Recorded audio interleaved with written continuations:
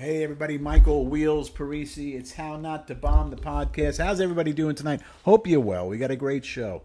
Tonight on How Not to Bomb, we're diving headfirst into the culture war. Social media madness, comedy controversy, and the dangerous reality of saying what you actually think in 2026. My guest tonight is Arynne Wexler. She's built a massive following by doing something most people are terrified to do, speaking openly, unapologetically, and taking the heat when it comes. And whether you agree or you don't agree, one thing is undeniable. People are starving for honesty right now. Tonight, we're talking about the cancel culture, why everybody suddenly seems offended by everything you say, why people are feeling disconnected than ever, whether comedy is still allowed to be dangerous, and what really happens when the internet turns on you. This isn't safe corporate interview. This is by no means a safe interview. This isn't PR-approved nonsense, and this is definitely not a fake podcast. And if you know me, you know that I don't fake anything at all, ever. This is How Not to Bomb. This is the truth. We always speak the truth. And right now, I think in this world, in this society, that's one thing that is lacking, is the truth. So right now, without further ado, I'm going to let in Arynne Wexler to the studio. I appreciate her being here. And here she comes. Hi there. There she is. How are you? I'm great. Thank God. How are you? Good. Let me do a nice screen, lady. I was just doing a little thing on you. Did you? I don't know if you heard that or not. Did you? Did you? No, I just ran on here from something else, so I wasn't able to hear it. Well, you're always so busy though. Like you just don't stop. No, Like that's right. you really just don't stop. I don't know how you do it. I mean, you're like, I mean, I kind of get it. I'm a one-man band when it comes to my world and my life and my business. But how do you handle what you're doing? I mean, we met in Florida. We met at Boca. Yeah. And you were performing to, I think it was 2 or 3 sold-out shows at the Boca Black Box. And you attract an interesting audience. And we got to talk Thank you. that. And we got to talk that night. We got to be friends and comedy brought us together. We just happened to be on the same wing. Let's say.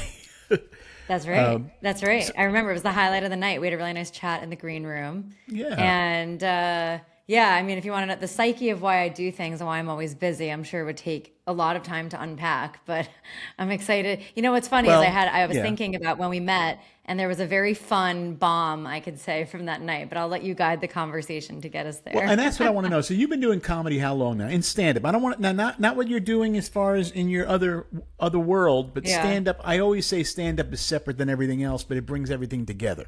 So in the world of stand-up, you started comedy how long ago? And how was that journey, and how is that journey so far?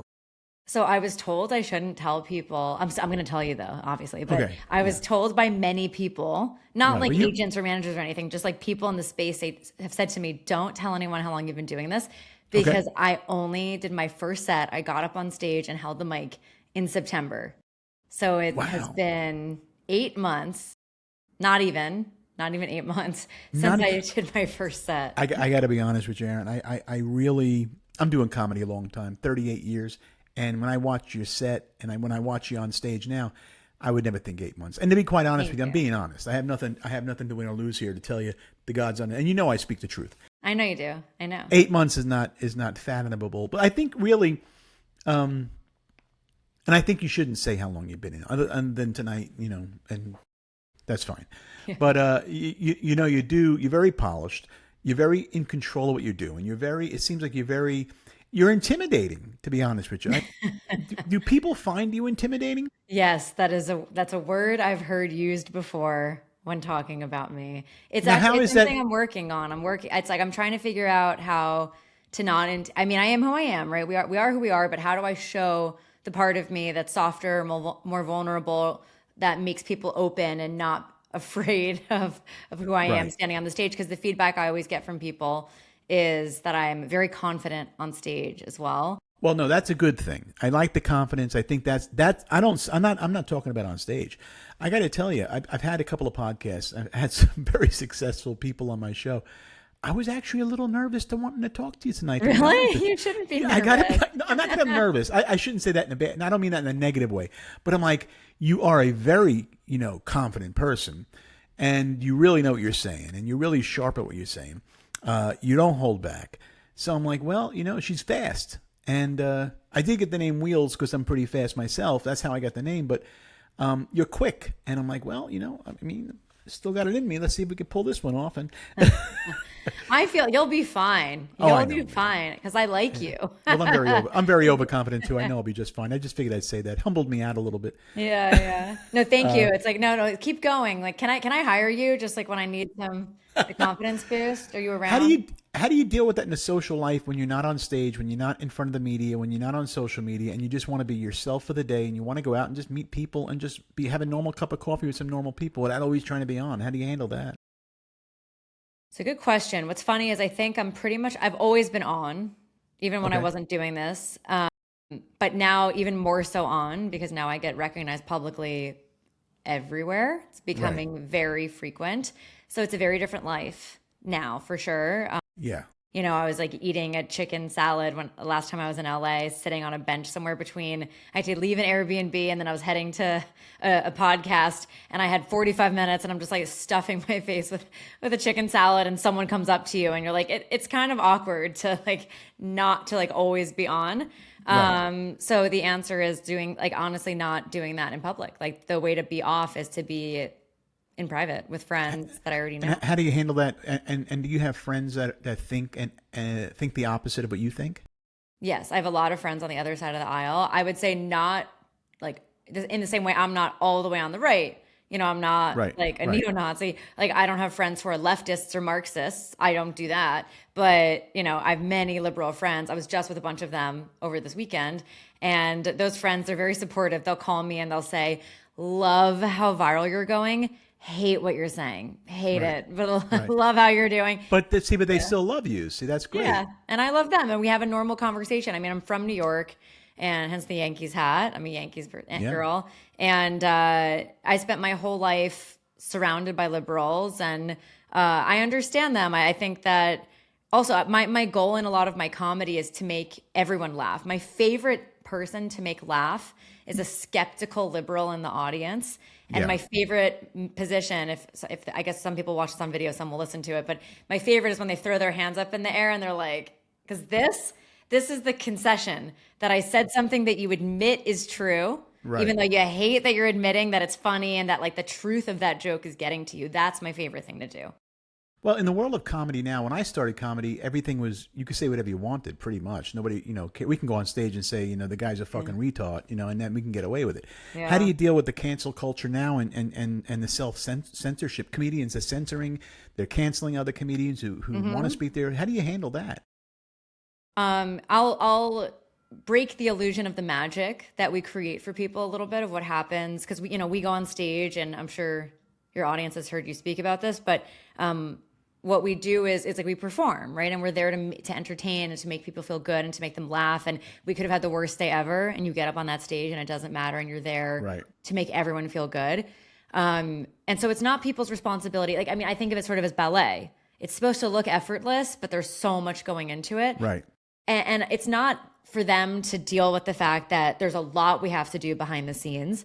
And in my case in particular, coming from the right, having a very different it's very different views than what most people have in comedy. I'd say there are less than a handful of us right now that are very just openly right wing. I could count like the few names I could think of on one hand, including myself. Yeah. And I'm kicking down a lot of doors and I'm in a good position where because I started with a strong social media and it's just been growing since I've been doing it's really stand-up. Stand-up has grown me more in the last 5 months than my account did for the 2 years I had it before then. But those numbers make me almost undeniable to almost every place. Well, let me ask you this. Before it happened and you popped, how did it feel when you went viral? When you knew that moment there was something going on, you felt it. There had to be a moment. There had to be that, really?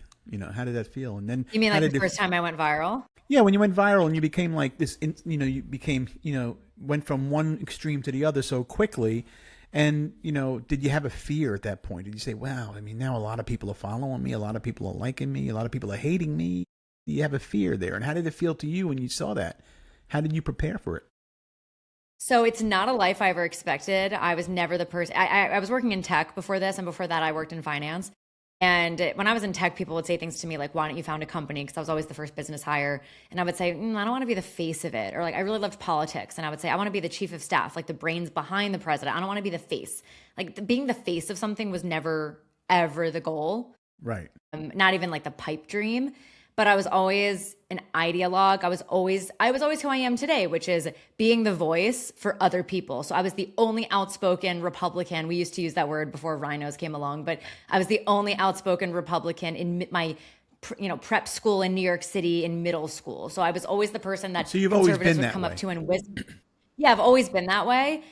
Always So been all that way. to Okay, say gotcha. that I started posting videos. I experimented on TikTok at the end of 2023, but I started in earnest January 2024. I quit my full-time job. I had basically 0 followers on Instagram.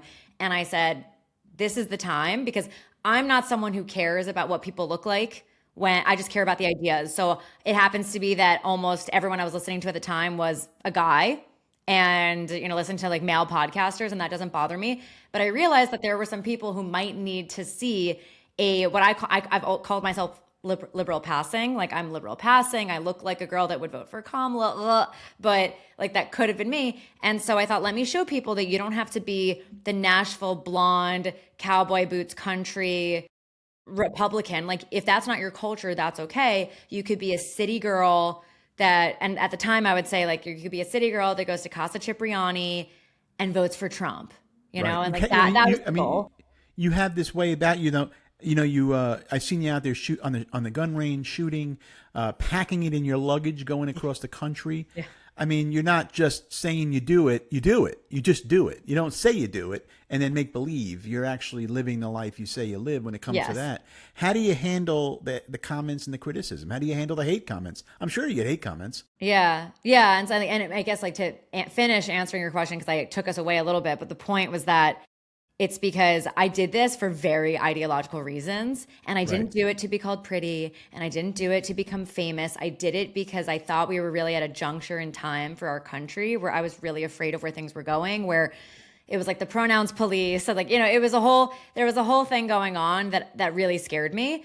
And so I did it for the idea that if I got 99 bad comments, which I didn't, it took a while for negative comments to come in, but if I got 99 negative comments, I did it for the one positive comment, for the one person that felt like it spoke to them. And that's what made it. I don't even notice the negative comments. I laugh at them. I like just don't Yeah, you take have it. to. I just don't take myself. I take life seriously, but I just don't take myself seriously. And the first time I went viral, I mean, it's kind of like comedy, where I started posting, and within 3 weeks I had a very viral video, and the cat was out of the bag and everyone knew I was posting. And a month in, I was in the Daily Mail and Ben Shapiro was reacting to me, and like all these things happened very fast. It's just been this warm knife through butter. And then stand up was really that way, where I kind of accidentally wound up on the stage. And I realized when I got on the stage the first time, it was not meant to be a career. And I got off that stage and my entire life was different.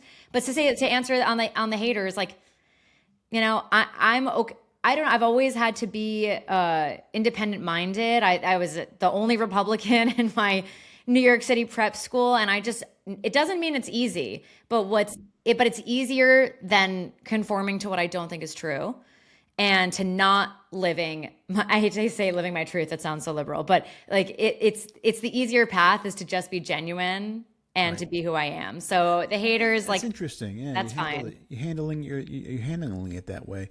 I mean, with and you had mentioned earlier about podcasts, a lot of men doing podcasts and stuff like that. Now, I think more women are doing podcasts now. Mm-hmm. But what you do, how do you, not getting personal, but how do you handle,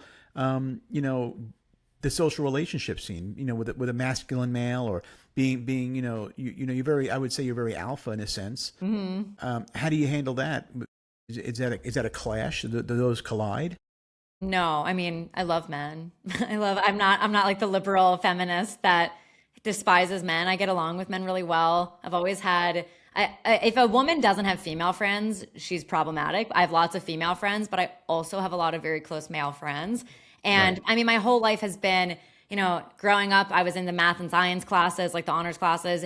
I was on the trading floor with mostly men out of school. I was in tech working with mostly male and autistic engineers and data scientists. Yeah. And now, it's something I'm comfortable with. And it's funny because something in comedy is like a lot of women love trashing men.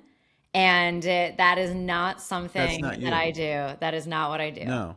But I'm saying in the dating world or the relationship world, are you? To me, you would seem like you like being with a masculine type of guy. You like to have that same parallel thinking in a sense. Yeah. Well, I need someone who's strong enough to handle me. Well, if that person was strong enough to handle you, and they happen to be a liberal, but not a extreme liberal, they just happen to be a good person, a Democrat who happens to be a good person who's not really too serious, would that be somebody you would entertain with, or do you only stick with people of your own? It's funny you ask that, because my entire adult life I've said I don't date liberals. I'm not looking to be in a lesbian relationship, but I actually pretty recently actually went out with a liberal. It was a really good guy, really thoughtful. I would say it was like, I don't think he realizes that he probably identifies in more ways with the right than the left, but he is a liberal.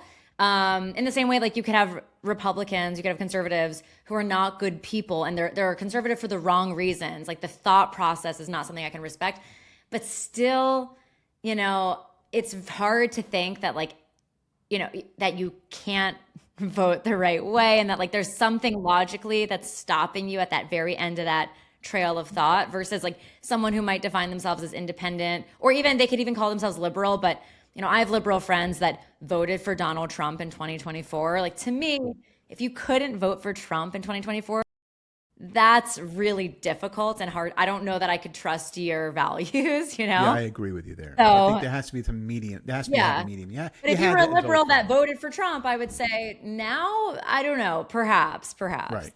How would you? How can you be with a person who voted for Biden, or how can you be with a person who wanted to have Kamala in office? No. Really? How can you live with that person and look at that person? There's no way. Exactly. How do you trust them to raise your children with that kind of value system? So, yeah, the answer is generally no, but just because it's an obvious statement, but I don't think that just because someone's conservative makes them a thoughtful or good person. Are there things in the conservative world that you do not agree with? Of course. There are many things. Are there? Yeah. Yeah. I don't even think I would call myself conservative. The words on the right have really been twisted, because we used to say Republican, and we stopped saying it because of the rhino neocon movement that rose, that MAGA turned against. There's a massive growing current right now on the right, led by people like Tucker Carlson, that is it's not just populism. I call it pro-life leftism. And I'm not even convinced these people are truly pro-life. I think a lot of it is very performative religion. So there are a lot of things like that I disagree. I disagree with strategy. I've said many times, and I said this in the famous Hamptons meeting with Charlie Kirk and Bill Ackman. And this is the thing I disagreed with a lot with Charlie in that meeting, is I said, the way that the right talks about abortion and choice is unwise. It's why don't we do what the left does, which is move people along slowly. Right now you're trying to convince someone that has no problem with abortion that plan B is evil, and that IVF is wrong. I'm why don't we start with certainly we could all agree third trimester is horrific, late term abortion, that's horrific. Why don't we start there? And then you're saving some babies, but you'd rather save none than save some, right? So those are things like that I really clash with. And so I wouldn't say I'm conservative, and I don't dress conservatively. I live a pretty modern life. I would say I'm a common sense patriot, and that for my entire life that falls on the right. That's a good word, common sense patriot. I think I'm going to fall into that category too. Yeah. I do not agree with everything that's going on with the liberals, and I don't agree with most of what's going on with the Democrats. With Charlie Kirk, I did like Kirk. I didn't agree with the fact with the abortion. I also didn't agree with, he wanted the wife home pregnant with barefoot and raising the kids while, the man does everything, and the man was in charge of the bills. And that I didn't agree with too much either. I'm not sure how you feel on that, but it wasn't a big thing with me. Yeah. No, by the way, just so you know, just to say, I said this on Roseanne's pod, which is the trad wife movement. There's traditional marriage, which Right. I've grown up. I grew up in a religious Jewish community. I have cousins who are very religious, and I have lots of friends who are religious Christians, Jews, what have you. And that's what the right is pushing, especially online. It's trad wife is not the same as traditional, and trad Right. wife is conservative kink. It's Right. a sexual fantasy that they're pretending is something traditional and religious and spiritual. Maybe you could say that's spiritual for some people, but like in Right. general, it's Yeah. just, it's like a BDSM derivative. Right. And it's like the woman doesn't speak. She's barefoot in the kitchen. She's there to have sex, make you a sandwich, and have babies whenever you want. And like, that's fine. If you're into, like, that's totally fine. Just don't pretend that like this fake Norman Rockwell, like sexualized fantasy painting that you're creating is something like noble. Right. I agree. I don't like and I like Kirk. I'm not a big fan of his wife. I have to be honest with you. Just there's something with her irks me a little bit. Reading about her past, things like that. Do you have any feelings towards that? And does that have you ever talked about her ever, or is it always about Charlie? I've never talked about her, to be honest. I just think as like a grieving widow, I'm just gonna leave her alone, you Okay, know. gotcha. Yeah, But yeah. I do think that I think she definitely was different than what Charlie pushed about women, which is something that I brought up to him, which is Right. like you say that women should get married very young and stay at home, and like that's great when that's an option, but also like you married like a boss babe from New York City who was like older, many years older than you, and was approaching 30 when you met. She was living literally in New York City, running her own company. And she, and he obviously left Turning Point to her. So I just, I just don't even think it's a subject that like needs to be Right. addressed. Yeah, you just feel one way. You feel like let it rest and see and just Yeah, let it let things rest. Like go. we definitely don't need to drag a widow around and like whatever people think about her. Like, do I think she was involved in her husband's murder? I absolutely do not. I do not. I think she lost the love of her life, and she's doing the best that she can. I Whether or do. not people agree with how she's doing it or like the way she comes across, I think she's doing the best she can. Yeah, and you don't know what to believe anymore with social media too. You got to watch what's going on out there. They're very, we see things in the AI world and we can spot it, but there are things out there that are hard to spot, and they can make things up. They've been doing it for years, but it's dangerous out there. How do you feel about the social media, and do you feel that people are disconnected now because of it? It's just Yeah. is a disconnect, don't you think? There's definitely a disconnect. And I think about this with comedy. I recently got to go to a show in LA, and it was nice to be a participant and not a performer. Sure. And I was watching Bill Burr, and I was laughing so hard. And I thought to myself, like, because I haven't watched comedy in a long time.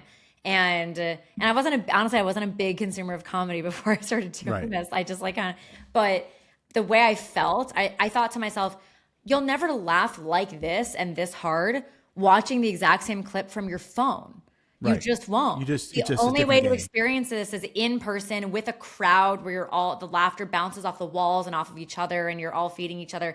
And that's really missed. And we're starting to see people definitely revert back to low tech options. I think I just saw there was an ad showing the like iPod Shuffle. That was like one of the first, right? It's like no screen time. Like Right, people right, are right. realizing that it's time to move away from that stuff. So I try to be conscious of that. Obviously, as someone that pushes social media, and my career obviously like really relies a lot on social media, but I try to make it productive and happy for the most part. Is your phone just going crazy all day though, or how is it pretty much? Are you just hearing? Do you have notifications off and you just check it when you want? Or how's that work? Yeah, I have my notifications off. Yeah, I don't get anything from Instagram, Twitter. I just check it when I open the app, Yeah, and there are I'm things the I'll same. miss. And it's, I've just had to resolve to the fact that I will miss some things, and if something's really important, someone will make sure I see it. Yeah, I was never the person that had unread text messages, and now I have hundreds that go unread. I've like had to change numbers. I have multiple Sure. numbers. Like it's a very different world now for me. How is it when you're in New York and you're performing? New York is still, to me, the greatest city in the world. It is changing though, and I think that the current mayor we have is destroying the city. Hmm. But how do you feel as far as fear when you're walking around this city?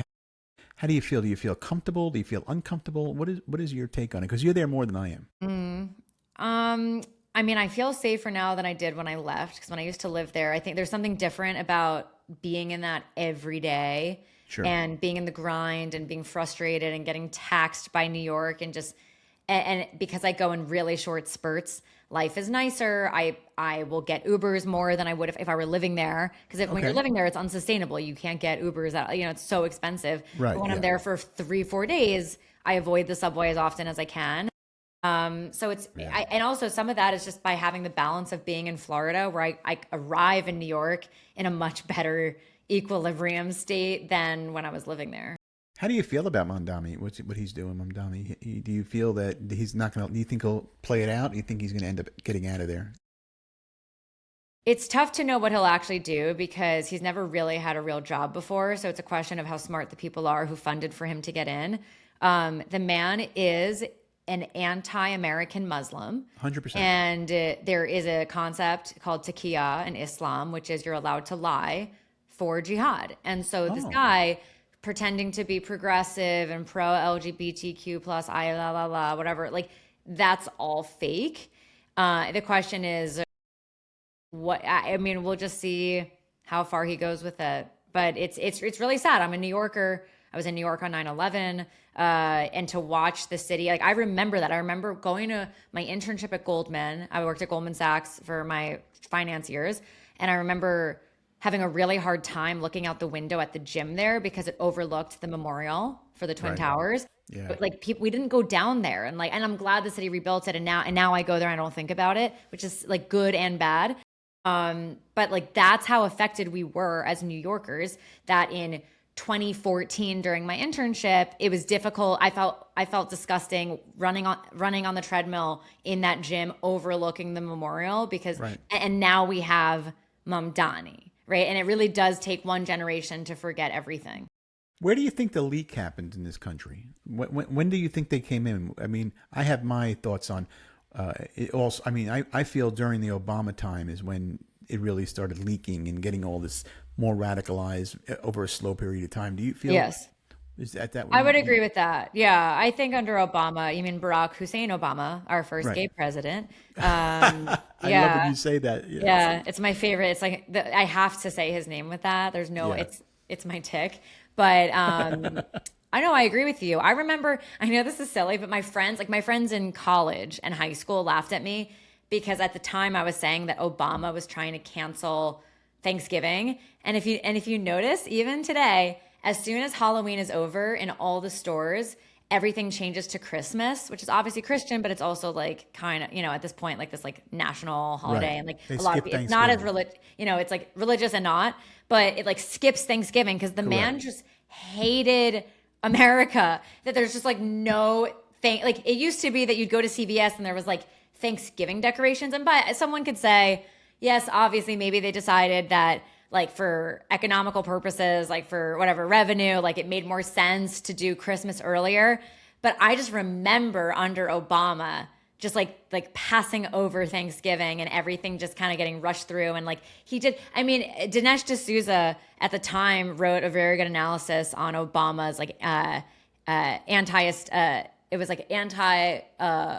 colonialization, anti-establishment, of like just basically like ruining the establishment from within. And Obama really felt like the first Trojan horse to do that. Yeah, I honestly think they hate the country. I think the only person that probably hates it more than him would be his husband, Michelle. And yeah, you're gonna say that. Yeah. Oh, and Michelle, the only thing Michelle hates more than America is Barack Obama. Barack Obama. Like, what happened to their kids? That was, or the plants, we should say. Where are they? They just took off. No more family photos. No more anything. You don't hear about them. You still hear about Chelsea. You still hear about, of course, all the Trumps are out there. You hear about all the kids. It's a good point. I haven't thought about that. No, you don't hear much. I've seen photos of them. Like one looks better than the other. One kind of looks like a pothead, druggy type, right? Yeah. But you don't see them around. They don't, maybe they're just staying away. I don't know. But I mean, I'm very happy where the country's at now. I hope it stays this way for a long time. I think we're on the recovery. It's not going to take 4 years to happen, but it's going to take some time. But I think we're on the recovery. We have to stay there. What about Omar? Do you like her? Do you like her? Omar? What kind of question was that? Do you like her? Ilhan Omar? No. Ilhan Omar. No, it's like, I mean, she's so representative of all the problems we have in government right now. Yeah. It's funny, like people want to say there's dual loyalty in this country and in government. Like I would say she's a prime example of that.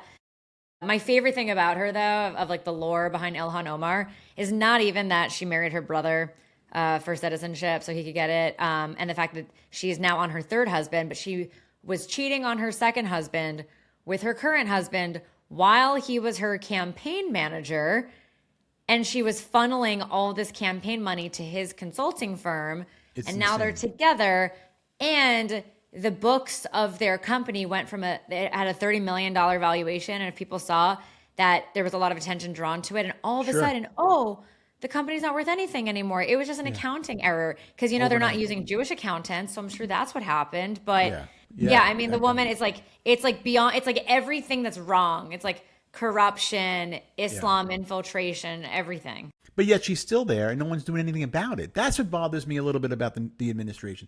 They say they're going to do this. They say they're going to do that. They just don't. They haven't done it. No one's went to jail yet at all. I know. They're still running around there. That's where I'm a little upset. No one's went to jail yet. And that bothers me.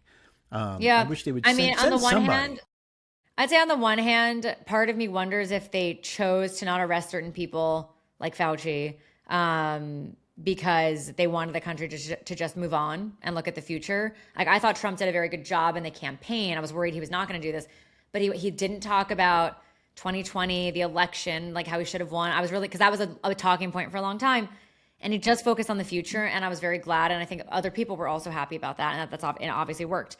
So I wonder if that's part of it. I also just think in general, the right, it's the dog chasing the car, and the dog now, when we caught the car and now we don't know how to drive.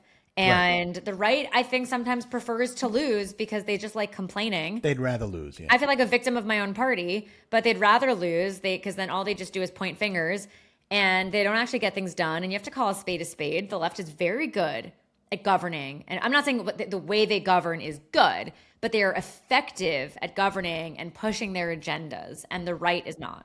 See, I think I think you're right about that, and I noticed, like, in comedy itself, like edgy comedy, there's a difference between political comedy and edgy comedy.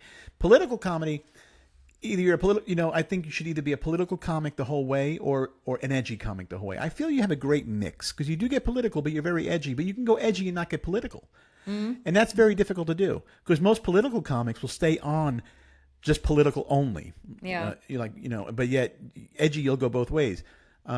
How do you feel? If you had I hate the label, but if you had to put yourself in a category of comedy, where would you say it is? I'm edgy. So I'm an edgy comic. What would you put yourself under? Between edgy and political?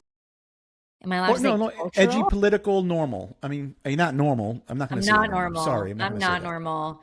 But I mean, it might be wishful thinking, but like I'd like to move into the edgy category. I don't want to be political. I want it to be like the way I've described it to people is I think I have cultural commentary, but it's the kind of jokes that no liberal woman would ever make. Right.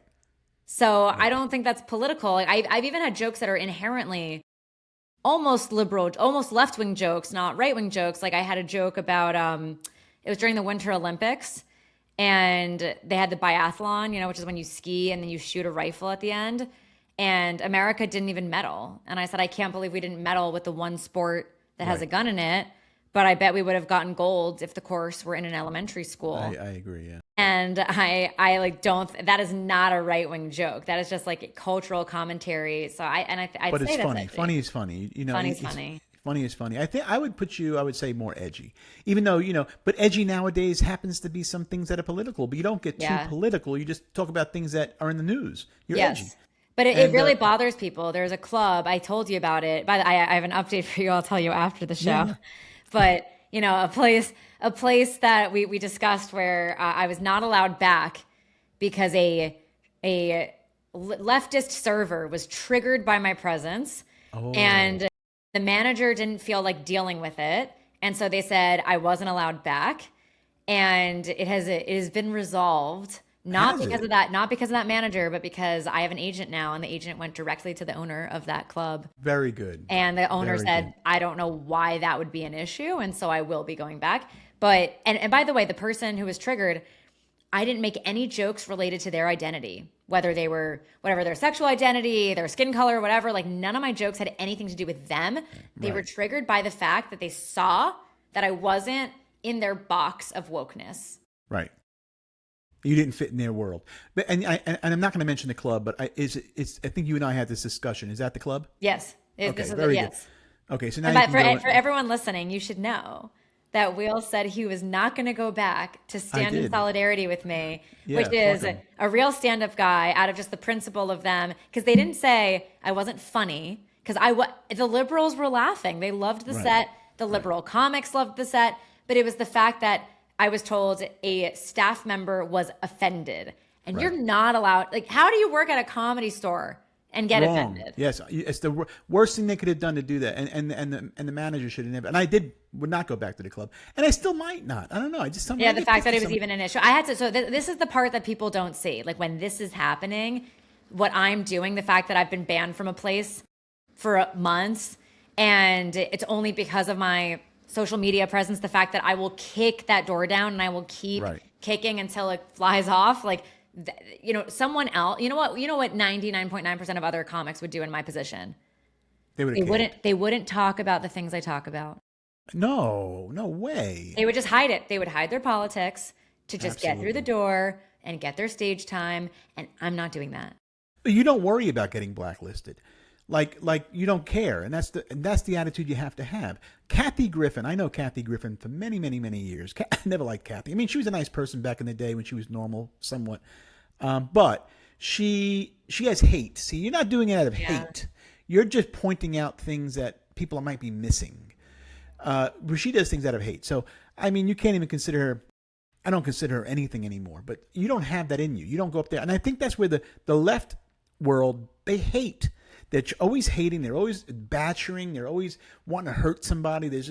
We just kind of like, we're just sitting there and saying, okay, well, we just say shit, and that's what you do. You're not hurting anybody. You're not going out and protesting somebody's show and throwing a glass in their face. You're just doing your thing. Yeah, but it's always that way between the left and the right. The left is very good at pressure, right? The left is so good at pressure that they make people feel like in the privacy of a voting booth that they're an evil person. Also, I'm sorry, I don't know if you could hear my washing machine. There is an online trend right now of like laughing that like someone's breaking up with you, but your Samsung washing machine is going off in the background. That could be the walk-on and it's music. like it sings a song for like 500 minutes when it finishes, and I accidentally timed this poorly, so hopefully you guys can't hear it. That's okay. But at least it. I clean my clothes. But all to say, So you're a clean comic too. I'm a clean comic. It's funny. There's topics I won't talk about. Me too. I don't talk about dating. I don't talk about my body. I have one joke I'm working on right now because I just have to address my boobs. And so I have a joke, but it's all about natural diamonds versus lab grown diamonds, because I have natural diamonds, but lab grown diamonds are tanking the market. Right. So I'm figuring out that joke right now because I do think it just needs to be addressed at some point. But besides that, I don't talk about my body or my period or sex or like I'm not. And I get nice comments from people saying they appreciate that they could watch my stuff. And it's edgy and like I'll talk about all kinds of topics that are considered taboo, but it's like it's actually clean what I'm talking about. Right. Yeah, no, exactly. And you don't curse too much. I would say, the natural, what do you say? There's the natural and then there's what diamonds? Lab grown. So there's lab grown, which are a big thing right now, and I've been a big thing for a long time. Yeah. These are a big thing right now. So I mean, you're being more natural when you're saying you've always been a big thing. This, so it's almost a play on the phrase. But it's like nowadays, there are certain words you can't say. People don't want to say certain words. You got to be careful when you address somebody. Is it he, she, he? We don't know what they are anymore. No one knows there's no identity. Do you think America has lost their identity? Yeah, I think people have, and they're searching for it. And the way they're trying to find it is just by being against people instead of for something. I think that's very common right now. And so like I'm Jewish, obviously. And although it's not obvious, I get a lot of messages from people who, because of the spelling of my first name, they think I'm like their neo-Nazi sympathizer. And they're like, oh, those Jews. And I'm like, thankfully our enemies are so retarded that it's like, it makes me worry less. But there's a lot of Jew hate right now. There's a lot of anger in this country. And for me, if I were to, run, people love to talk about like psyops from the CIA and stuff. But like, if I were to run a positive psyop on this country to turn it around, I would just make people happy because all the other problems that we have would go away. I would make them like what we really lost with Jordan Peterson. You know, he's been sick for a while, and so he hasn't been in public talking. And you know, what he pushed was you should get out of your basement, you should iron your shirt, you should just have pride in your job, even if it's a simple job. You should get married and have kids before you think you're ready, and just live a good life, be happy, right? Live a good life, and I think you do that. I know, thank you, and that's what I'm trying to do.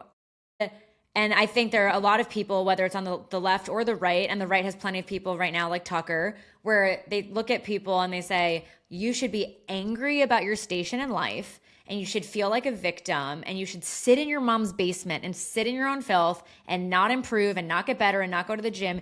And that's what they're pushing to the right. And all that is what the left did with wokeness, except they replaced the patriarchy and racism with global elites and Jews to blame. But it's the same game. And so it's just infected both sides. That infection, like the woke mind virus, it started on the left and now it's presenting in a new strain on the right. And I think that's why America's really floundering. And to me, like when people ask me like, what would I do about Jew hate right now? I'm like, I would not talk about Jews. I would not talk about Israel. I would just try to help young people in this country, especially disaffected young men, feel purpose and just pride in in a regular day-to-day life. Yeah, I agree. Yeah, very good, Arynne. Is it Arynne or Arynne? Arynne. How do people? Is it Arynne? But do people pronounce? They don't know how. They say Arynne or they don't. You know. No, people mispronounce it all the time. Maybe you could answer this question for us on air right now. I'm opening for someone this weekend. I just got a call yesterday, and I've a bunch of shows this weekend. And I thought about talking about my name, but I've been advised that it's kind of like an amateurish thing to do is talk about your name on stage. But people still don't know how to say my name, and I do kind of want to talk about it because no one gets my name, and I have a black girl spelling, which lets me get away with everything with liberals because they're all very respectful to me because they think I'm like ethnic. And then, but because I'm white, then I get away with all the other things. And I would say you can say it. Don't spend too much time on it, though. I know it's true. I would say, I would open up with this is my name, done. Let's move on. I know. Just in case they got it wrong. I want you to know who the fuck I am. See, I curse too much. That's my thing. But you don't curse. I used to curse more. Now I curse less. Now that I'm doing comedy, which is funny. Yeah, I notice you're edgy, but you don't curse. Very hard to do. You can actually work a cruise ship because. I don't think my people are on cruise ships. No, well, it depends where you're cruising. I mean, maybe Margaritaville. Maybe.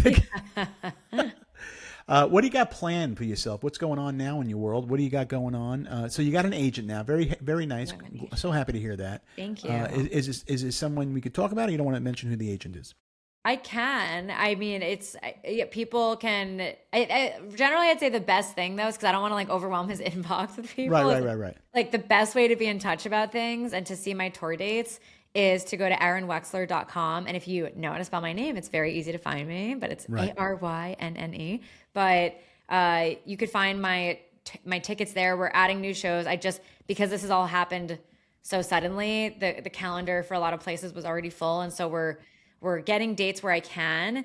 Like right now I have a sold out show in Tampa and I have so many people if you're listening, you're from Tampa, I'm sorry. I know I have like the number of messages I've gotten would sell out like 2 or 3 more shows. Yeah, you're going to do well in Tampa. Yeah. Are you in Tampa or are you in Wesley Chapel? Are you going to, he has 2 clubs. It's the Tampa location. It's the Tampa. Now I live in Tampa. I live in Tampa. Oh, that's right. Well, maybe we'll get a seat for you if you're in town. I'll just maybe do a pop in. I'm sure I could just pop right in, but I might come by and say hello to you that day unless I'm somewhere. But I definitely, I live in the Tampa area. I love that's Tampa. So nice. Yeah. And you live in Florida too. And you're between Florida, New York, LA. You're everywhere. Yeah. I'm everywhere right now. I am based in South Florida. But these days I don't see my home that often because I'm traveling a lot. But yeah, we're adding shows all the time. Best way is to sign up on my for my go to alerts. ArynneWexler.com. At ArynneWexler.com. Yeah. And there's you can message me and there's PR@ArynneWexler.com for like private bookings. But guys, I'm not cheap. So you can't book me for like your mom's 50th birthday. Like it's not for events like that. You can do it, but they're going to have to pay. They're going to have to pay. Yeah. And it might not be worth it for like your mom's birthday, you know? Hey, you never know. Maybe if your It's true. the mom really loves you that much and would love to have you there, they'll pay. They're, get some That's big right. money in South Florida. And what about, so okay, so he's got your personal appearances. He's managing personal appearances. That I'm assuming. Are you going to get into the film and television world? Is that something other than like, film and TV, like sitcoms world? Are you trying to get into something like that? Is acting in your future? I hadn't even thought of that. It's the first time it's actually not the first, it's the second time I was asked the question. I had some fans of mine that are people I'm also fans of because I've watched them who are in LA.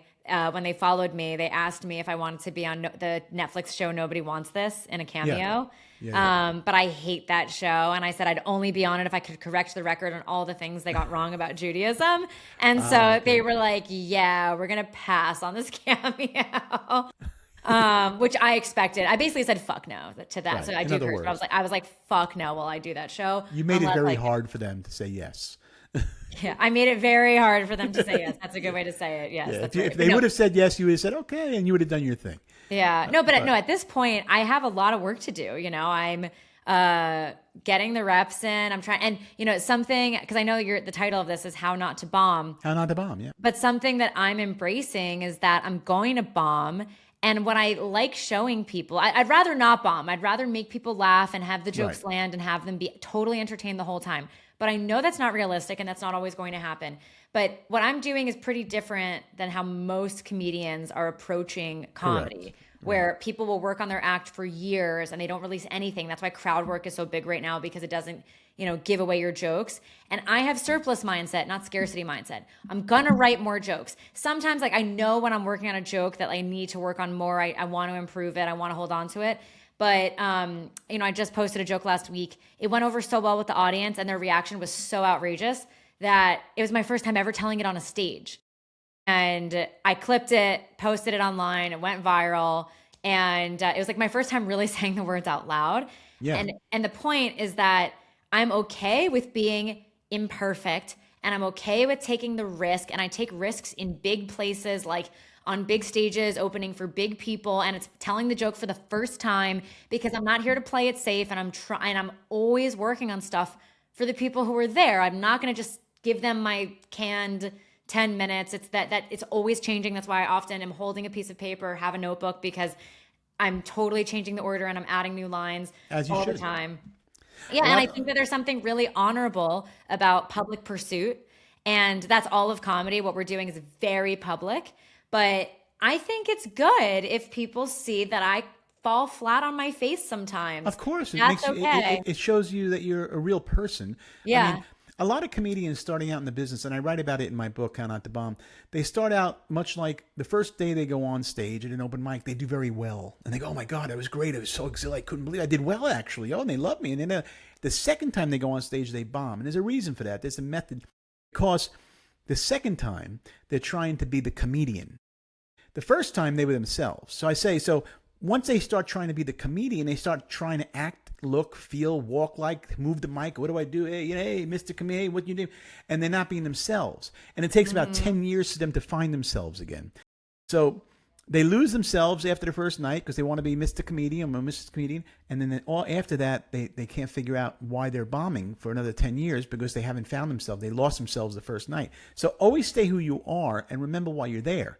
Be who you are the first time, not later. Don't try to be anything you're not.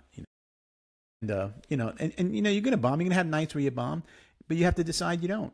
I just don't want to do it anymore. I decided I was never gonna bomb again back in probably '91. I said I'm done. I'm done bombing, and I just gonna do what I do. And I don't see you bombing though. I don't. I've watched videos of you and stuff, and I don't see you where you can bomb. I mean, what do you consider bombing? Well, it's tough. I mean, I had a set recently and I just felt like it was not a good set. And to me, that was a bomb.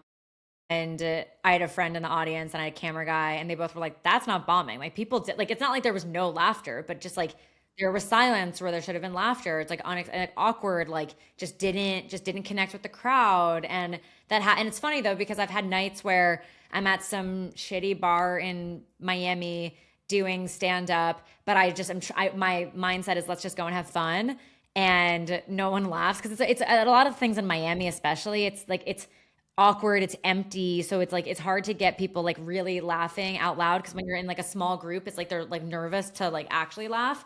So it's one of those nights where like every comic goes up and it's like pretty quiet. And I went up and it's pretty quiet, but I just had a great time and I thought I was funny. And so like I didn't feel like it was a bomb, even though like there wasn't that much laughter because like I was having a good time.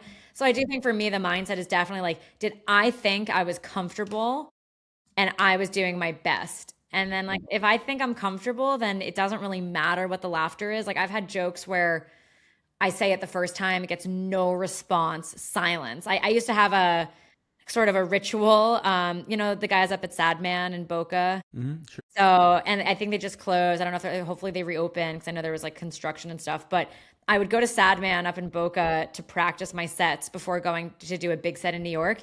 And I would go into that room that everyone told me was a great room, like a kill box or whatever. Like you could just go and like have a crazy set. And I'd go in and just get like nothing, like no response, barely any laughter, just like bomb. Because you And were then I'd go to New expecting York. to have a crazy set. Yeah, no, it wasn't even that. People told me after, oh, that's a great Okay. room. It's like so easy to make it come alive. And I'm like, all right, well, like I didn't do that. And I would practice a set. I'm like, great, I bombed there. Now I'm gonna have a great set in New York. And I'd go to New York and it would have an amazing set where people were like falling off their chairs. And so it's like you just have to like just because you say it once or twice or even 5 times. I've never heard that, but I've heard from other comics, Sure. like that joke bombed 5 times before it became a hit. And so you just have to have confidence in your material to know that it's funny, even if people don't laugh right away.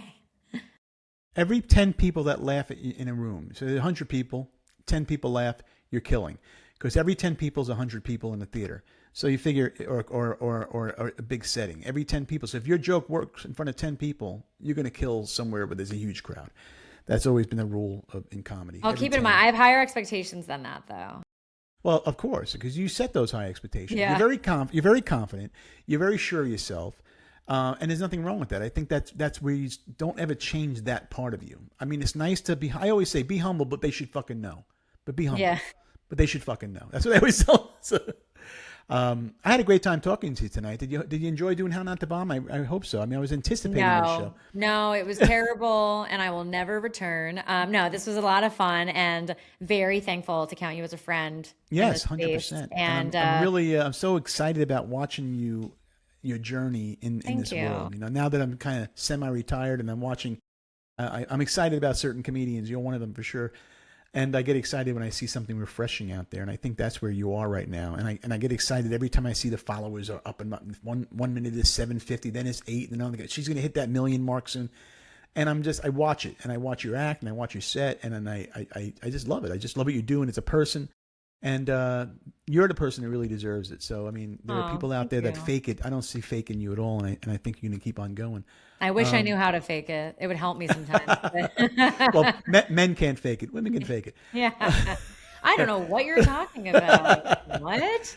So you got the agent. You move it. You're doing the agent thing now, which is great. Personal appearances. You don't know about film and television yet, but you're going to think about it. Yeah, the agent, and that's us for the agents for like shows we're booking. Yeah, personal so, appearances. We're like because of all the demand for Tampa, we're going to be booking a weekend at Side Splitters probably in the fall or winter. We're figuring out dates.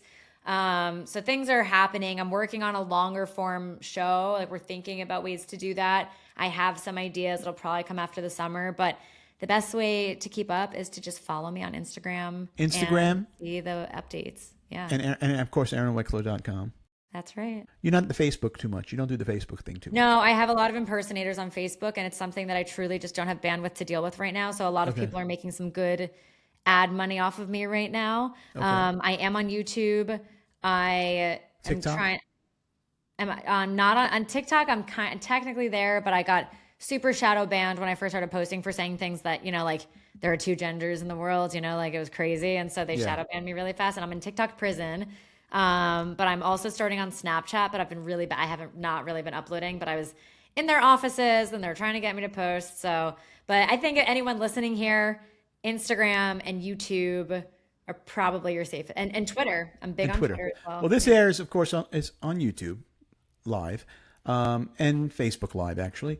And then it's going to be the rebroadcast, which will air tonight. It'll be on Spotify, Amazon, iHeartRadio, and all that. I'll send you the links. And I was so happy you did the show. I really appreciate it. You have no idea, really, I do. And I'm really enjoying being your friend and watching you grow and go. And you're gonna go nuts. You're gonna be like, what's gonna happen to you very soon is gonna be insane. So be prepared. You think you went viral once? Wait till you go second. Thank you so much. I appreciate you. Everyone should know you're a very good mentor, a very good friend. He always picks up the phone. Always. So. I always will. All right, everybody. How Not to Bomb with Arynne Wexler. I really appreciate you being here today. We'll talk soon. Yeah. I'll see Thank you you so soon. much. All right. Have a good one. Enjoy. Bye. Bye-bye now.